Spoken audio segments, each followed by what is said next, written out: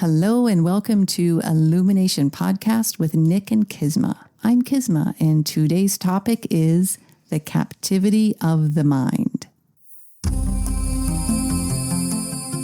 Welcome to the Illumination Podcast with Nick and Kisma, bringing you ancient wisdom for modern day success so that you can sparkle just a little bit brighter each and every day. If what you hear speaks to your soul, go ahead and give us a rating and a review in iTunes. You can also find us on SoundCloud and Stitcher. And hey, if there's somebody in your life that you think would enjoy this podcast, go ahead and share it with them. Well, hey there, Nick. What's going on? Well, I'm pretty excited. About the topic? About the topic. Minds being held in captive and suffering states?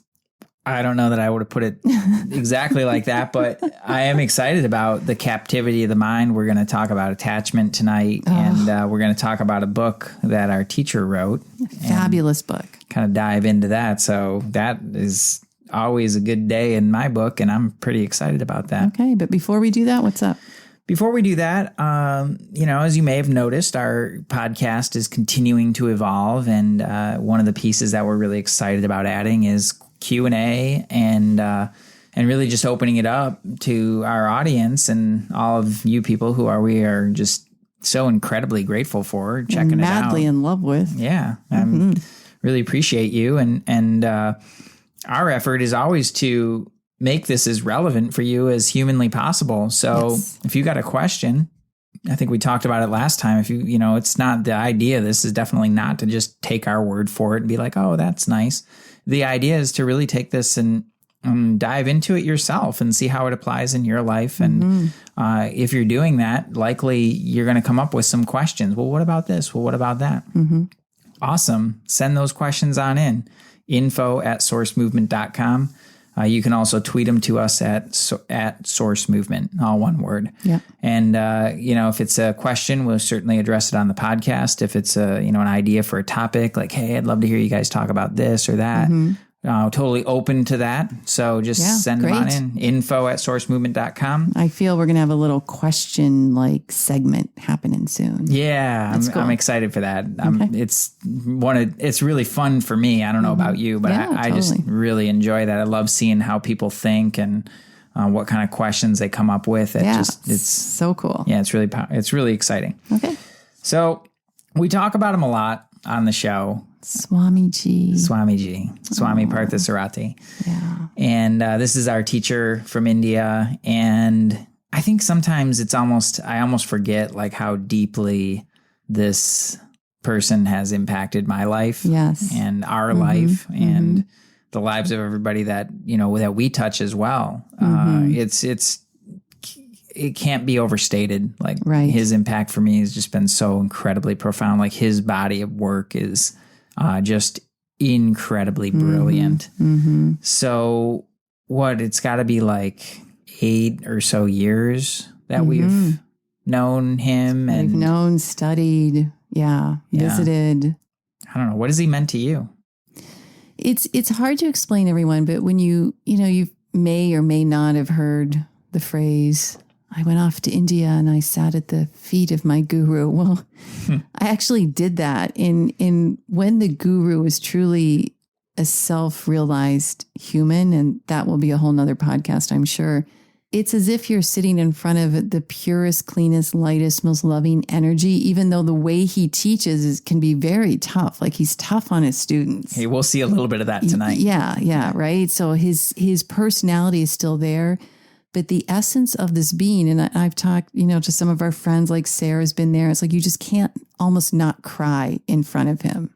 And he's around, that's the thing to remember, Nick, I think for us is that kind of being, we keep thinking, all right, I got to get back to India next month, but he's around. We just have to call upon him. Well, yeah. And his body of work, with his books phenomenal. And his lectures is just, so ridiculously robust. There's so much there. Mm-hmm. For you, what is most inspiring about him to you?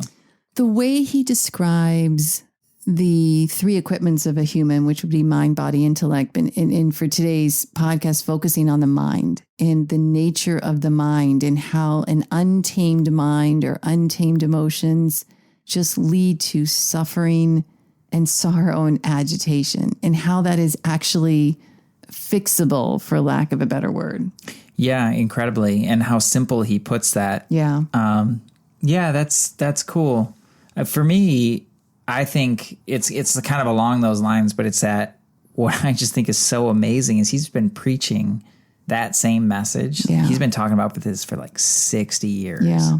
You know? That same. He's basically saying the same thing. Talk about going deep and single-pointed focus. Talk about having a message. The guru's got a message. He's on it, man. And it's like the model of consistent action. And he just goes and goes and he keeps going with it. And he can bring any problem that you're having. He can bring it back to some breakdown in your self-management, which is ultimately going to come down to some breakdown in your intellect. Right. And it's incredible how he does it. And the other piece, I can't just have just one that inspires me so much with him. The other piece is just like what a powerful teacher he is. It's so powerful. The master teacher, and he talks about what a master teacher is, like how a master teacher teaches what the students will hear. Yes. And uses what he calls the use of right emotion. He's 100% not attached to... Not attached, not affected. Saying it a certain way or having it be a certain way. Doesn't care if we like him. He definitely not. But he will deliver the message in whatever way that the student needs. Right. You know, without, this is the big without, distorting or watering down his message. Exactly. It's incredible. Like it really is truly inspiring. And somebody, like I've seen students who've, been studying with him for 20 years, they will sit there with their notebook just the same. Yeah. Because he might say something just a bit differently. Remember, were you there that time when he dropped the bomb? I don't think you were. What bomb? Like he'll deliver lecture and students who have been at the academy for years and years, like they've heard all of it, right? They're still understanding it and that's why they're still there. But every once in a while, he'll say something that he hasn't said before. And what's fascinating about that is it doesn't come from him. It actually comes from the students asking a new question. A new question. Somebody asked a new question with a little bit of a different bent on it. And he gave this incredible teaching. And at the time, I didn't know what was happening. I was just like, whoa, like that's awesome. It was a really incredible and beautiful teaching. But there was like a buzz on the campus. Like all the students were like, whoa. We never heard that before. Like, yeah, we never heard that before. And they were talking about it and they were so inspired by it. And they're like, I remember one of them telling me, they're like, that's what I will wait and there's the train of truth. Train of truth. I will wait a year to hear him deliver a teaching like that. Wow. So that is literally like hundreds of hours of lectures and study and like all this stuff to wait for that one particular teaching. It's so powerful. I love it. So when you hear a teaching like that, there's a frequency behind it. That's pretty incredible, right? Yeah. I mean, it really lifts you up, and there's two parts about that I just think are so cool. One is that the information is there, but you have to inquire with the right, like your question matters. The question matters. And you really do learn how to formulate a question at the Vedanta Academy. That's one of the biggest things I've learned is how to ask a better question. Right. Not even, I wouldn't even call my questions great, Oftentimes it's just like how to ask a better question, a more refined question. And what it really requires you to put the time and effort in yourself to understand exactly what you want to know, because he will answer. That's what's cool too, is he'll answer the question that's asked. Exactly. So if you ask a crappy question, he's a little kinder with us. Yeah. I think when we're there, because we're more like guests. But with the students, if they ask a crappy question, that has no depth to it, they will get an answer that lacks the depth. Right.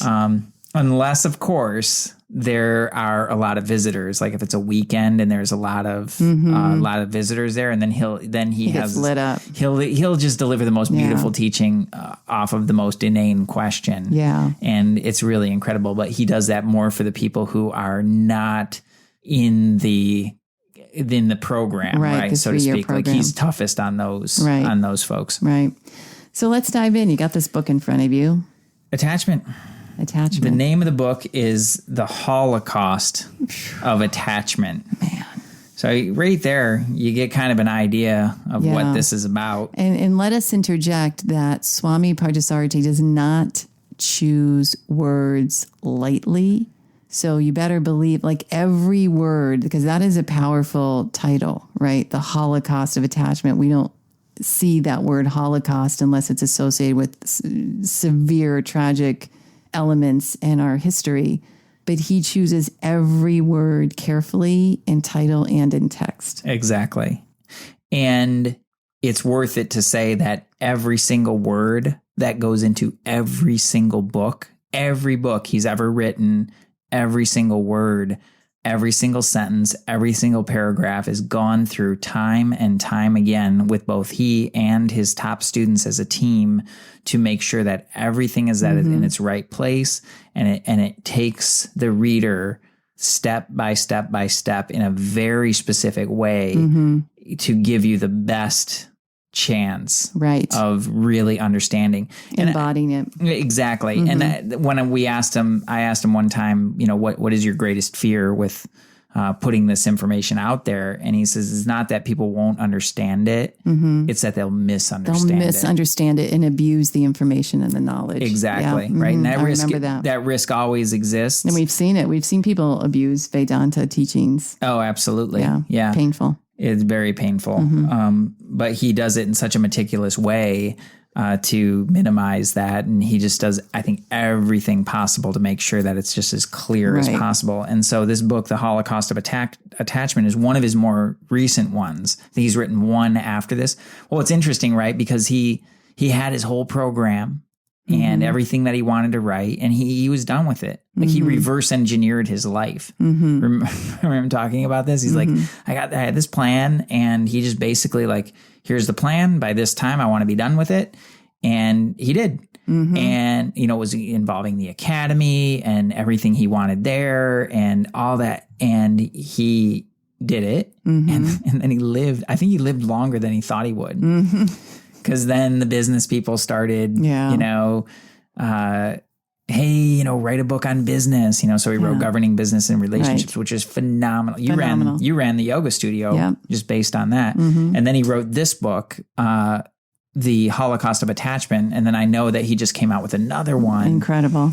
So, keep writing there. Yeah. But to dive into, I think I certainly could never say it better than him. Okay. So I'm going to read the opening 2 paragraphs here. Okay. This is from the preface. The fall of the human intellect has caused an explosion of the mind, leaving behind a holocaust of attachment that is now threatening extinction of the human race. Yet people around the world remain unaware of their attachment to virtually everything in life. Ironically, attachment appears in the garb of love and is accepted as a humane quality by the society at large.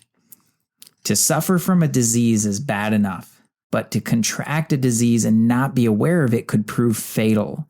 So are people totally blind to this holocaust.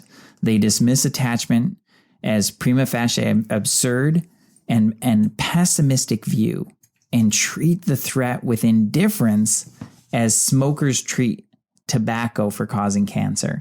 Even the intelligentsia around the world are lost in ignorance. Hence, your approach to the subject of attachment, this is the most important part to me.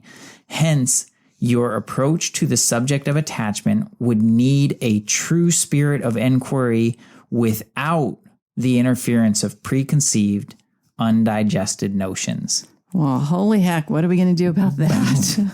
Just close up shop, everyone. I love that that's how he starts the book. Like, we're not even into it yet. That's just the preface. Talk about a bomb. So there's a couple things I think that are worth for anybody who hasn't studied this, which is probably a lot of people. This is not really a widely known body of work.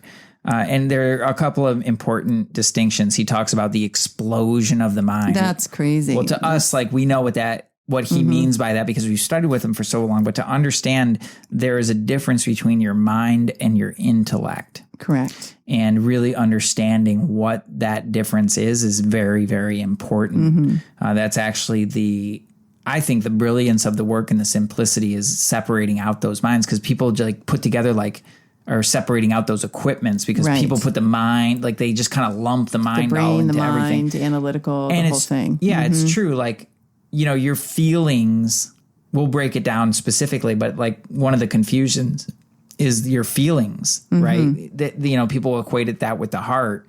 That's actually happening in your mind and in your perception, right? You may feel it in your heart or elsewhere in your body, but that's a part of your mind too. So giving a name and a shape and a role to each of these equipments and helping people to understand that they're separate and different and they function differently, they have a different nature, is so core to the teaching, for one, and two, extremely, extremely powerful, because then who's at play. Right?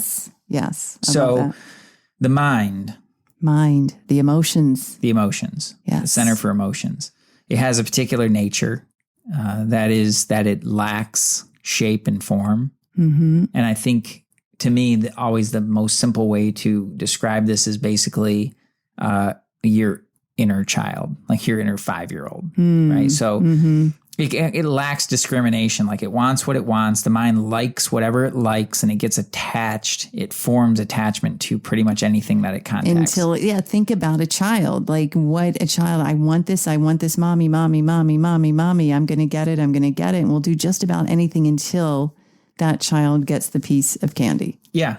Yeah. And the part where I think it lacks discrimination is because it's whether or not it's good for the child. It doesn't even know. Yeah. It doesn't even. Right. Yeah. It can't discriminate because it doesn't know, just like the mind. Right. But that's how the mind functions. Right. So it's really important, because I think like that, that brings up a whole other thing. We'll pick another podcast on that, of like that mommy, mommy, mommy, like I want it. Like that's actually has its place and its use. But when it's not checked by the intellect or directed in the right direction, it can become really destructive. Right. So that is kind of what, let me just pause for a second. It would be the difference between I want to get in shape, I want to get in shape, I want to get in shape, or I want chocolate cake, I want chocolate cake, I want chocolate cake. Well, your mind will be attracted to whatever. If you're a physical person who, really like a divine creation type of energy, you'll do that because you like it. Right. And if your mind happens to prefer chocolate cake, then it's going after the chocolate cake. It has no discernment or no discrimination. Yeah, exactly. Which is where the intellect comes in. That is exactly the role of the intellect, is basically the parent. The parent. So it's discernment really is the word that goes with that. I think it's easier to tell the listeners what it's not. Right. And it's not the accumulation of information. Totally different. Or even intelligence. Correct. It is not either of those things. The intellect is not having a bunch of information, and it is not just being smart. Your IQ. Yeah. It is a muscle. It's directing your mind, your desires it's used to direct that in a positive way, or a negative way actually, but to direct it towards your specific outcome. It's governing the mind. Exactly. It's like when you get, so the mind without the intellect is like getting behind a Ferrari race car and never having driven a car before. Yeah. It's not going to be pretty. So the driver is the intellect, right? You want a really awesome driver. Yeah. In the Bhagavad Gita, it was Krishna was the intellect, Krishna, right? He's the charioteer, right? He's guiding the chariot. Right. So very much like that. If you think about it like water, the mind is basically just like the ocean. I heard somebody say this one time, was like, I just want to know how deep my feelings go. No, you don't actually. No, you don't, dude. I can tell you the answer to that is it's endless. Like it's endless. It's an endless, attachment, bottomless pit. Desire, one desire, satiate, another one pops up. That's it. That is the nature of the mind. And there's nothing wrong with that. Like you don't need to make it wrong. It's not wrong. Like that's the nature of it though. If you want to understand the nature of the mind, think about the endlessness of the ocean and just the continual waves that just kind of come up and they just kind of go away. You get a feeling, and then the feeling just kind of goes away. Right. We always get stuck in the permanence of it and thinking it's going to last forever. And then we keep it in a holding pattern. But at the end of the day, it comes and it goes. That's the nature of the mind. And if it were water, the intellect would be like the banks of a river. Yes. So the intellect directing it. Keeps it contained, right? It keeps it moving. And then when that river and that water is directed, it becomes even more powerful. Totally. Like that's how you can like power a city, you know, is by harnessing the power, you know, that in a focused way is harnessing the energy of the water. Love it. So I hope that helps to understand, like, that's a really important conversation, and it's absolutely fundamental to this philosophy. And just to be super clear, it's not that a human shouldn't have emotions. Like, emotions are golden to a human being. It's think about joy, think about love, think about gratitude. Like, those are high vibratory emotions. But when the mind is going many different directions, the mind will quickly take a human into the non-existent future where there's fear and anxiety and overwhelm and worry. Yeah. Yep. So the intellect will keep the mind present to the present moment. And hopefully, if we're using the subtle intellect, it'll direct it to a higher element of existence or contemplation, I should say. Yeah. Yeah. The subtle intellect. Yeah. He has I think a great way to put that here. He says, a human bereft of his intellect in the world would share the fate of a rudderless boat in the vast ocean. Not good, people. Not good. Not good. No. So, but that's basically what's happening. You know, so we think about time management, you know, money management, relationship management, you know, managing people, like all these different things that people are trying to manage before they've actually developed their intellect. Right. And that's just a disaster. Right. And if you go back to our last episode about extreme ownership, it's like the intellect is that piece that allows for extreme ownership. Right. Because the intellect ultimately puts you into an objective frame of mind. Right. Objectivity, right? It's the same. They talk in a lot of the texts, they speak of renunciation. And objectivity is just another word for that. Right. Just being totally objective in the world. So I think that covers that. Let's go back to the book here. You must realize that you are born in captivity. You live in captivity and die in captivity. You are showered with do's and don'ts, maxims and mandates by your elders all throughout your childhood. Later in life, you are victimized by the community and country you live in. As a result of these external pressures, your mind caves in. Furthermore, the mind develops attachment and possessiveness towards practically everything it alights upon. You remain enslaved by them, hence the need for a powerful intellect to rise above captivity and enjoy your fundamental liberty. Yeah, it's like rising out of the dark base program of society. Yeah, exactly. Getting out of the dark matrix and really being in the infinite awareness, amazing human experience. I mean, basically what he's saying here is like you've been programmed from the moment that you came out of the womb, right? And depending on what you believe in, or what your parents believed in. Lifetimes and lifetimes before that. But let's just take this lifetime. And you've been programmed by your parents, if you've been into religion, you've been programmed by your religion. You've definitely been programmed by the government and by advertising and just teachers and friends and social media and Fox News. Oops, just things on like and on and on. Like these things have written programs into your brain that you're running off. And the whole problem and the reason that the intellect is so important is because people have not taken the time and the effort and the energy to examine each and every one of those programs and determine whether or not, one, it's true, and two, whether or not it's beneficial. Right. So as a result, you wind up living a mechanical life trapped by your own beliefs, trapped by your own limitations. captivity. That's the worst. That's the worst part. The worst part is that you're doing it. You do it to yourself. Trapped and in captivity of limiting beliefs. Yep. And done. You do it, but you do it to yourself. Because you don't know who you really are. You choose to buy into it. Yeah. Yeah. Either everything's a choice, right? Either passively or actively, you choose to buy into it. Somebody tells you you're not good at something, and if you buy into that, you always feel you're not good at it. You're never going to be any good at it. Right. And you're always going to have that story in your head of like, I'm not good at drawing or whatever. Right.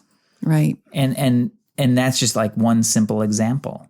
Right. It could be somebody who's like programmed from a young age to say like, oh, you're not athletic, like you're not good. Right. Well, if you buy into that, you're probably not going to move your body because why bother? Exactly. And you have shame and guilt and embarrassment and all that stuff that just creates layers of more of that downward draft yuckiness. Yeah. What was yours? You were like, I don't want to bring up a sore subject, but yeah, please don't. What was it? You were please don't. What did they call you? You were like pudgy or something when was it that? No one called me pudgy. Well, what was it? Like you had a thing with that for a short while. No, I called myself pudgy. You called yourself pudgy? I mean, I didn't call myself that. I was chubby. I didn't like it. And you believe that? Well, I was chubby. Okay. Well, like how did you get chubby though? Like, I drank whole milk. And I ate things like Ho-Hos because it was before like the world got the memo that stuff was really bad for you. It fell off like in the 5th or 6th grade. That's good. Yeah. Can we move on, please? Cool. Never mind that. Yeah. But it did prevent me. Honestly, this is a great example. Just you take that child who feels not wanted or not fitting in. And I could take this to the whole extreme. I mean, the reality is I didn't fit in. My frequency was a little bit different because I came in as, we call them indigos, but it's not better, worse, right, or wrong. But I was trying to numb myself down. I was trying to fit in. So eating like donuts and things like that was one way of doing it. Then I started to practice the flute, and that was the other way. That was your higher idea. That was my higher, right? Okay. So sound was a language of the higher self. But, and then weight fell off and I started to become more active. But the fact of the matter is, it wasn't until, say, junior, senior, I think even in college, I started to jog. And I was avoiding exercise because I always saw myself as the chubby kid. Interesting. Right? Even though I wasn't chubby anymore, but because marching band, I dropped all that weight. But I still didn't see the potentiality of being athletic until one day I was just like, I'm going to go freaking run. I'm just going to start jogging. And then I was swimming, stuff like that. And then I did yoga. Do you remember what changed? Or was it did it just change? Well, I just did it. And it was a way like when on summers when I was home, I'd go the track and my mom and dad would come, they would walk and I would run. So, runners out there, you start to feel good. You get that runner's high. And it was a way to connect to my parents, even though we didn't talk. It was like a group thing. And I felt better. I mean, anytime you move your body like that, I believe a human's going to feel better, stronger. Oh, yeah. Yeah. Yeah, absolutely. Mm-hmm. Okay, cool. I knew that you'd find a really great teaching out of that. Thank you. It's chubby. Thanks for taking one for the team there, for everybody. So back to the book. Shall we? Yeah, let's talk about something. Let's do that. There is a fundamental difference between love and attachment. Totally. Love is a divine quality in a human, but when it becomes self-centered, selfish, it turns sour. It takes the form of attachment, and attachment is deadly. There is hardly any love left in the modern world. Instead, selfish attachment and possessiveness has spread to person, family, and society. And the aftermath of attachment has been devastating. It has taken its toll on human beings. This pernicious trait of attachment operates in every facet of human life. It is a virus causing havoc to the human race. The antivirus for the entire range of attachments that humans suffer from lies in the intellect. A strong intellect alone can quell the virus. Wow, we better develop those intellects, everyone. Bam. But I love that he said the opening garbed in love when he was talking about attachment. Yeah. Yeah, those words really grabbed me. And it's true. He always teaches like love plus selfishness equals attachment. Exactly. And we got to look at parents, how we parent our children, relationships. I mean, I'm pretty sure maybe some of you listening, you've been in that relationship where all of a sudden someone's getting really possessive. And you just like, I went out. Or if you've been the person that's just chased a little bit too hard, did you notice the other person kept running? Mm-hmm. Like, whatever we chase, we'll keep going. Yeah. He takes a pretty extreme view on this. He does. And he would say one of his sayings that I always like found kind of shocking was like, if you don't love everyone, you don't love anyone. Yeah, including yourself. Yeah. He takes it really to the extreme. Well, they live that. At the Vedanta Academy, they live that. They really do. They really do. Mm-hmm. And they strive in every way that they can to embody that, which is really powerful. But it's just like this distortion of love, you know, and thinking that attachment has to be a part of it. Right. Right. And not recognizing, and that's, you know, again, back to like the extreme ownership concept of like really recognizing your role in your attachment in the relationship. Right. To where if you're in a bad mood, not that you're ever in a bad mood, but let's just imagine that you were in a bad mood and then I get in a bad mood because of your bad mood. Yeah. Dude, that is attachment. Yeah. Like for me to be swayed in my emotions and my state of being based on you is attachment. Totally. Right? That's not to say that I can't be empathetic or sympathetic and compassionate. That's not to say that at all. It's just to say that if you're swaying me based on your state, then I'm attached. That's my problem. Yeah. Good way to look at it. 100%. Totally. But this is not the way that people look at love at all. Right. You know, it goes into massive codependency. You know, my happiness is dependent upon that person. Yeah. You complete me. You complete me. I found my soulmate. Dude, you are your soulmate. You are your soulmate. Be your own soulmate, for God's sakes. Yeah. Why do we look for soulmates? Like, what? It's my soul not whole? That's truth bomb right there. Yeah. Be your own soulmate. Be your own soulmate. Yeah. You know, I remember one conversation with Swamiji, and it's related to attachments, related to codependency. It really, I feel this one moment was worth all of my trips to India and really helped me to cultivate a great relationship with Zoe, my daughter. And we had, I think it was just an informal discussion where you could go to his little bungalow and ask questions. And somebody asked a question about children. And he like just put down this teaching of stop asking your kids questions. That was in a large study group. Was it a large study group? Large, what do they call that? Big group discussion. Big group discussion. Thank you. Stop asking your children questions. And I was like, what? You know, because you want to know.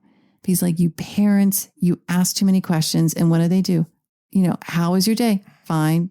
What did you do? I don't know. Who'd you eat lunch with? I don't like all of a sudden, do you ever notice? And maybe you remember this when your parents were asking you those questions, and you just checked out. I don't want to talk. So I remember going back, and this is when we lived in Michigan, and I picked up Zoe from school. It was like the next day when I got back from India. And those drives to and from school, like those were the moments where I wanted to get the info, like what went down at school today, you know? And she was, I don't know, maybe 8th grade by then, 7th grade, something. And so I was like, okay, I'm going to give it a shot. So I pick her up. She gets in the car like, hey, and she's like, hi, Mom. And I'm like biting my tongue, doing everything I can to not open my mouth, because the first thing I would have done was, how was your day? What'd you do? I just sat there, and 5 minutes into the 12-minute drive, she's like, so how was your day? I was like, oh my gosh, it works. It worked. And then we proceed to have a really great conversation. So to this day, I really try to practice that. It's a little bit tricky because I don't get all the information I really want from her sometimes, and she's on the other side of the planet. But I really try to not ask so much and just give her the space to start talking. Yeah. It's really powerful. It is powerful. Let your kids talk. Like, stop asking questions. I think that functions a little differently Well, still, it can get annoying because, in an intimate relationship. Because there's like that like you want to hear. There's some things, information you got to know, but still, like, how would you like if I kept asking you questions all day? I'd be super annoyed by that. I really would. I'd be like, I'm good. That's what that's what Nick sounds like when I'm good. I'm good. A lot of times it's true. Like, I would say like the vast majority of times it's true. I'm like, I'm good. I'm good. Until I'm inside. Totally not good. And then there's a problem. So what do we do about this attachment, misery, captivity of the mind, Nick? I mean, basically you just develop the human intellect. Yeah, and that's like a lifelong process. So where does everyone start? What can they do? Couple takeaways. Well, it's important to look at like what this causes first. So for your own inquiry, some things to look for is this entangled sort of energy. Oh, right? So, very exhausting, entangled energy. It'll create like chaos. That's the energy of entanglement, is chaotic. So like we kind of talked about that one is where your circumstances are pushing and pulling your state of being. And I think a lot of times people spend time justifying their emotions rather than just examining what's actually happening and stepping back into a more objective state. And I want to be super clear on this point is that this is 100% absolutely not about stuffing your emotions and repressing the way that you're feeling. Like that's a human experience, and that's the beauty of the human experience, to be able to actually share those emotions. It's actually very connective in a certain way. Where it gets to be a problem is, say, like, everything in your day goes wrong. Right. And you get into that space of like, everything went wrong. I have a right to feel this way. I'm totally going to eat that whole bucket of ice cream. Like, that is not going to be your objective place, and it's not going to be probably the most productive action that you can take.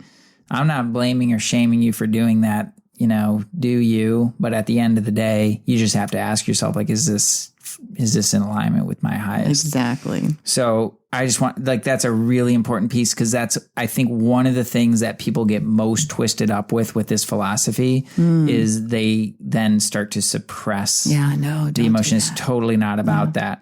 But what you can look for is the different ways that you get entangled and pushed and pulled by the situation, and how that pulls you out of the objective state. So anytime, if you identify entirely with your emotions, you're an emotional person. Right. And to the same, if you identify only with your thoughts, you're an intellectual person, which is cool, except that, that's not who you really are either. Right. Right. So it's stepping back from all of that and just being purely objective. Like, you have to be honest. Like, I'll be honest with me. All of my thoughts are not positive and productive. Right. And the challenge with being intelligent is that you can use that to totally overwhelm your intellect. Like, you can outsmart yourself in a heartbeat, right? And then you get back into the chaos and the entanglement. Yeah, and there's something that some people get from the chaos. And so if I could offer just a couple of pieces, is step back, like Nick said, step back and look, create some objectivity. What is it that you get from either being entangled with drama and trauma, the ups and downs of emotions? If this speaks to you, it may not. What is it that you get from it? And how willing are you to make a choice to pause? Because remember, that present moment is really where the power is. If you pause and you look at, what am I becoming entangled with and why? And is this really in alignment with my higher self? Yeah, it's easy to get drawn in. But when we stop, remember, the brain, even when we're asking ourselves a question, the brain's going to pause. So asking ourselves a question is so powerful. It's like, what am I going to get from this? And is this really in alignment with my higher self, or divine right order, the universal mind, God, whatever you want to call it? Is it in alignment with that? You will get a very fast yes or no. The issue is, do you listen to the yes or no? Yeah, that's the problem. It's not for lack of knowing. Yeah. Most people know what's in their highest good and what's not. It's really the matter of making the choice. Making the choice. And that's actually where the intellect plays a vital role. It's easier to listen when the intellect is developed. So, Nick, what would you say to start to develop the intellect? Well, part of it's that, right? Inquiry, asking questions. Yeah. That's definitely part of it, is asking those questions and then just making the choice that you know what's right, regardless of how you feel about it. Totally. It's super comfy in bed. I like our bed a lot. Like, it's really comfortable. And my mind does not want to awake always at 5:30 a.m. Yeah, the mind goes like this, everyone. Oh, it's Sunday. It's the day to sleep in. Okay. Then Monday comes. It's only Monday. Certainly you can sleep in just a little bit longer because you got the rest of the week. So you don't want to get too tired for the rest of the week. Right, yeah. That's the mind taking us out of the desired action and result. I'll be tired later. Yeah. I'll be tired later. And how am I going to get to Friday if I get up at 5 on Monday? The mind hijacked by the intellect, right? Like, or when the intellect is used in a way, like the mind overwhelms and hijacks the intellect. And it basically, that's when you start justifying a reason. Like, that's where I get into I'll be tired later and I need to have energy later. Like, I won't have enough. Right. So that's the mind stepping in. So it's really like this discernment and self-inquiry. Like, that's literally how, like a conversation that I have in my head sometimes, this is what's happening here. Here's who's talking right now. Is it my mind talking? Is it my intellect? Is it my mind overwhelming my intellect and holding my intellect hostage so that I can justify doing something that I know isn't what I really need to be doing? Like, you can get really twisted up. So the more simple that you can keep it, the better. And the stronger your intellect can be, the better off you're going to be. So, to that end, really through this podcast, we've kind of modeled in a really loose way the method of study, which is essentially read a paragraph or a sentence and think about it. Have a little notebook and write your thoughts. What does that mean to you? Totally. How does that apply in your life? Is it even true? Whether or not, like, this is where people that truth really resonates with me. That's awesome. Like, that's great. But that could actually be the thing that's keeping you stuck. Right. And so if you're willing to dive into this, where did he put that?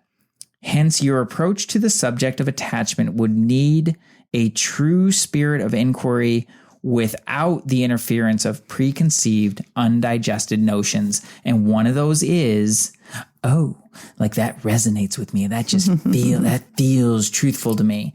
Well, that could very well be your mind taking over, going back to the comfortable place and just saying, that feels right. That feels right. And I'm not saying that it's not. We don't know. Only you know. Only you know that, right? And learning to trust your gut and your intuition is really, really important. One of the most powerful tools to doing that is actually developing your intellect. And in order to develop your intellect, you must put everything on the table. Right. You got to be willing to put it on the table and really examine it and be like, is that true? Mm-hmm. Is it true? Does it have a place in my life? Right. Because not every teaching that you receive will be relevant for you at this time. Right. Some of you listening to this podcast, that this may, you may grab one tiny piece out of this. And that's the piece that you need. That's the piece your higher self is like, grab it and take it. Grab it and take that one thing and just run with it, right? And leave the rest alone. Come back to the podcast later. That's very much how the intellect is developed as well. As you find that one thing to really examine it, to really play with how it shows up in your life, and then to take it from your study to your actual life. Amen. And then continue just examining, you'll develop your intellect. Right. So that's how you do it. I love it. And again, whether you buy this book or, one of his other books or something different altogether, the idea is to not necessarily to even learn anything from it.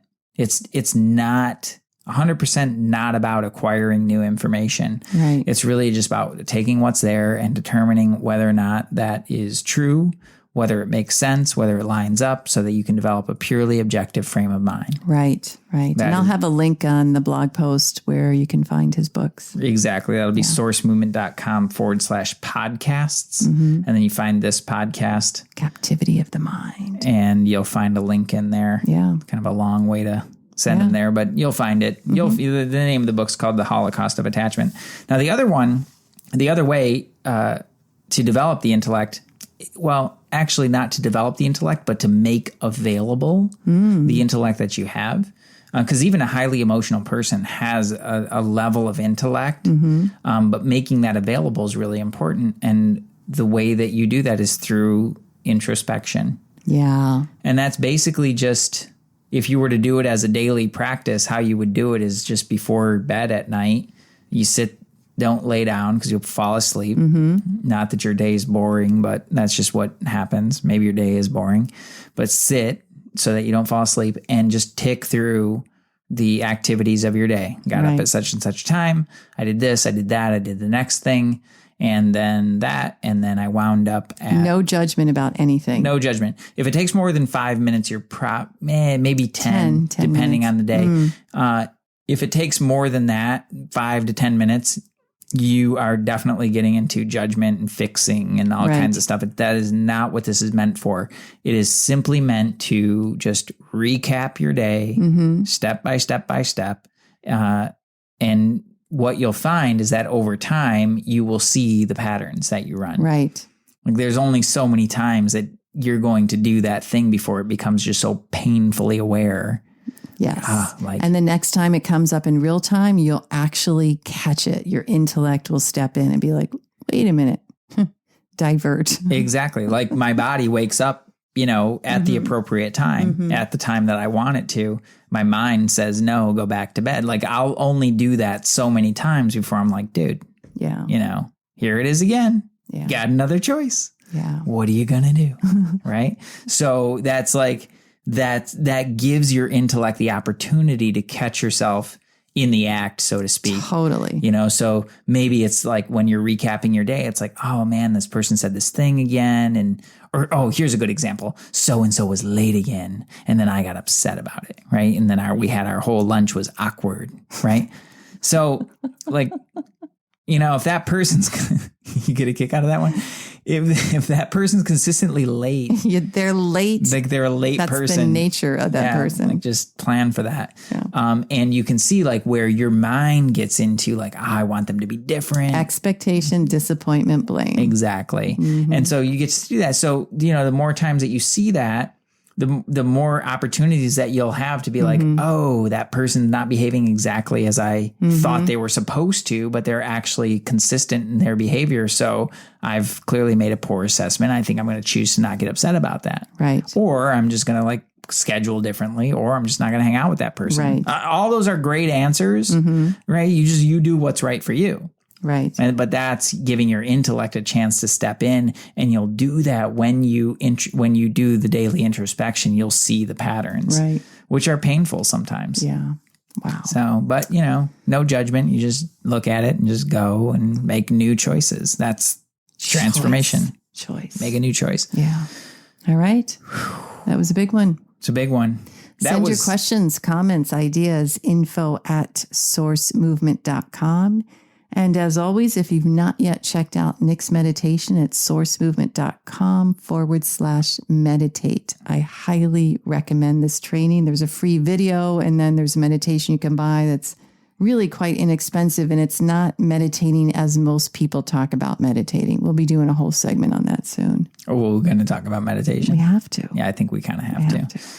Well, that'll be in the forthcoming episode. All right, everyone. The name of the book is The Holocaust of Attachment. We just barely touched on the preface. Like page 3. So there's a lot in there. I'd highly recommend it. You can check it out on our page, sourcemovement.com/podcasts.